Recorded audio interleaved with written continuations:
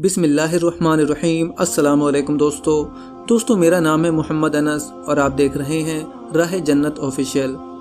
हिंदुस्तान में एक नवाब की खूबरू लड़की फसादात के दौरान एक मस्जिद में पनाह लेने दाखिल हुई तो देखा एक नौजवान तालिबे इल्म दरसो तदरीस में मशगूल है।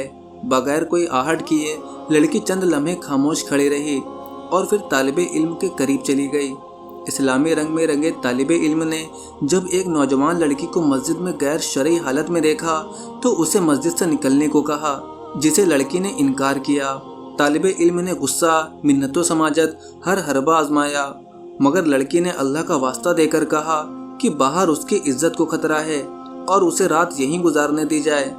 इस पर तालिबे इल्म ने कहा कि एक शर्त पर तुम मस्जिद में ठहर सकती हो, एक कोने में पूरी रात खामोशी से बैठी रहोगी और किसी सूरत मेरे से बात नहीं करोगी। उधर नौजवान तालिबे इल्म अपनी एक उंगली आग पर रखता और फिर सिसकियां लेकर हटाता। लड़की रात भर ये तमाशा देखती रही मगर कुछ कहने से कासिर थी। खुदा खुदा करके सुबह हुई। लड़का अजान देने उठा और लड़की से कहा कि वो अब मस्जिद से निकले क्योंकि नमाजी आने वाले होंगे ताकि कोई बदगुमानी ना करे। लड़की ने कहा, ठीक, मगर मुझे एक बात बता दें कि रात भर आप वक्फे से अपनी उंगली आग पर क्यों रखते थे? तालिबे इल्म ने जवाब दिया कि पूरी रात मैंने नफ्स और शैतान और अल्लाह के अहकामात के माबैन शशो पंज में गुजारी। जब कभी शैतान का गलबा होता तो मेरी ख्वाहिश उभरती कि अकेली लड़की है, अपनी ख्वाहिश की तकमील कर लूं, मगर जब दोज़ख का अजाब सामने पाता तो अपनी उंगली आग पर रखकर ये आजमाइश करता कि क्या इस आग को मैं सह पाऊंगा, मगर जल्द ही एहसास हो जाता कि छोटी उंगली ये थोड़ी सी आग बर्दाश्त नहीं कर सकती तो जहन्नुम की आग मेरा पूरा जिस्म कैसे बर्दाश्त करेगा। वक्त गुजरता गया। नवाबजादी के लिए अमीर से अमीर शख्सियत के रिश्ते आने लगे मगर वो हर रिश्ता ठुकराती रही। लड़की के वालिदैन बहुत परेशान थे कि आखिर मामला क्या है। बिल आखिर लड़की जुबान पर मुद्दा ले आई कि उसकी शादी सिर्फ मज़कूरा तालिबे इल्म से की जाए वरना वो कभी शादी नहीं करेगी। इसका नतीजा ये निकला कि एक रात नफ्स को काबू रखकर वो गरीब तालिबे इल्म महल में चला गया। अगर हम पूरी ज़िंदगी अल्लाह और उसके रसूल सल्लल्लाहु अलैहि वसल्लम के तौर तरीक़ों पर गुजारें तो खालिक़े कायनात हमें जन्नत के महलात में कैसा मुकाम देगा। दोस्तों, मोहम्मद अली के लिए जिनका नाम सुनते ही हमारे जहन में एक चीज़ आती है कि ये तो एक मशहूर बॉक्सर हैं, मगर क्या आपको मालूम है कि इस्लाम कबूल करने के बाद उनका अल्लाह पाक की ज़ात पर किस कदर यकीन और भरोसा था और अल्लाह से बहुत डरते भी थे। इस बात का मुंह बोलता सबूत ये है कि एक दफ़ा मोहम्मद अली ने कहा कि मैं वैसे तो सिगरेट नहीं पीता मगर हमेशा अपनी जेब में माचिस ज़रूर रखता हूँ, क्योंकि जब भी मेरा दिल गुनाह या फिर किसी गलत काम की जानिब लपकता है तो मैं वही माचिस निकाल कर जलाता हूँ और उसकी हीट अपने हथेलियों को देता हूँ।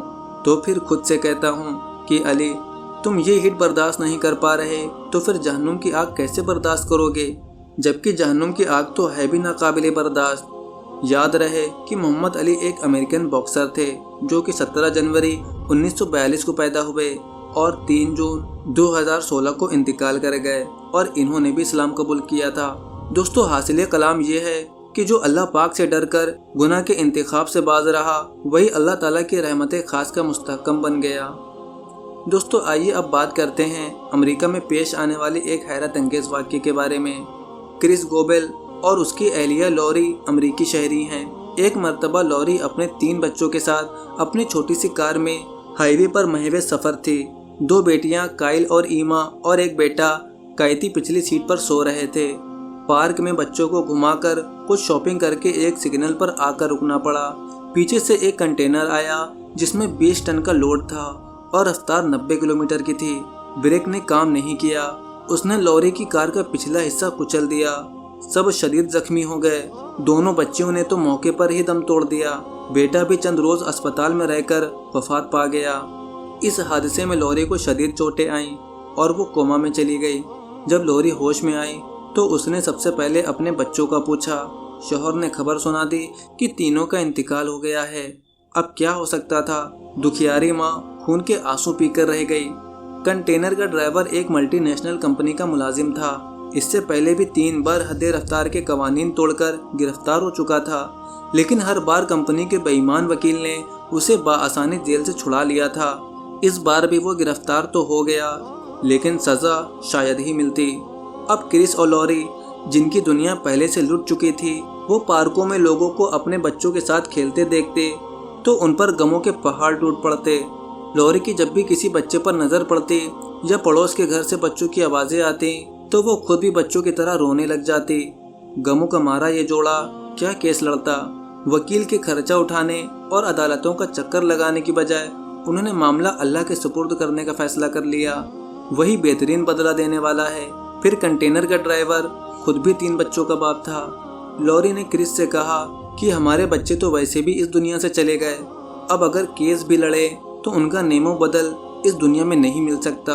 اگر یہ ڈرائیور بھی طویل عرصے کے لیے جیل چلا جائے تو اس کے بچوں کا کیا بنے گا، اس لیے اس کا جرم معاف کرتے ہیں، ہمیں اللہ پاک نیم و بدل عطا فرمائے گا۔ کرس نے بیوی کی بات مان لی اور معاملہ رب کے حوالے کر کے خاموشی اختیار کر لی۔ ڈرائیور سے کوئی دیت اور خون بہا بھی نہیں لیا، وہ رہا ہو کر گھر چلا گیا۔ یہ سب کچھ دنیا کی عدالت میں ہو رہا تھا۔